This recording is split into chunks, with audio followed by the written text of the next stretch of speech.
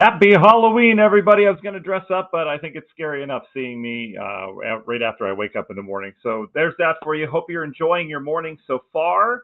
You're going to hear this on TV and on social a lot from meteorologists that the forecast is all treats, no tricks, or something like that. I don't know. It's so overused. Either way, we've got not a bad day today. I think the big question is, do we see some rain later on for trick or treat? We've got Friday night football that's kicking off. We're getting into playoff season around Northwest Indiana.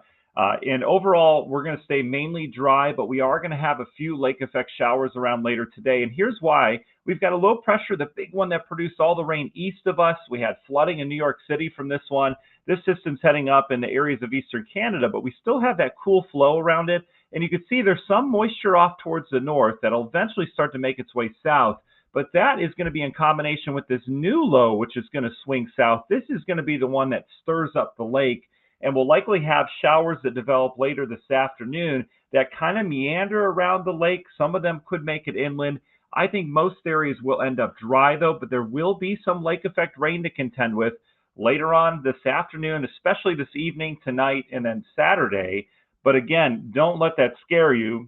I guess there's a pun intended there. Overall, we are going to be dealing with mainly dry weather here in Northwest Indiana. All right, want you to hear that. So here we go as we go through time. The HER model keeping us mainly dry. You can see it's mainly this low off towards the west. That's kind of stirring things up with a few hit or miss showers around. Nothing major, nothing that would last that long. And then tonight into tomorrow, the low heads south. What that will do is drag air across the lake, almost like a frontal boundary. This little system will head by tomorrow, and the HER keeps us mainly dry tomorrow, but we have some in-house models and some other models I'm looking at that do show some showers over us. So we've had it in the forecast all week for some stray showers around here on Saturday. So do plan for a shower or two on Saturday. And then Sunday, what's interesting, there'll be this little pesky area of lake effect rain that kind of hangs out over the lake.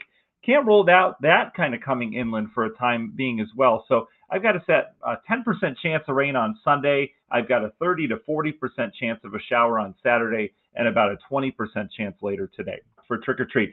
Temperatures will start to rebound once that system heads by on Monday. We've got another one that's going to come out with some morning rain Monday.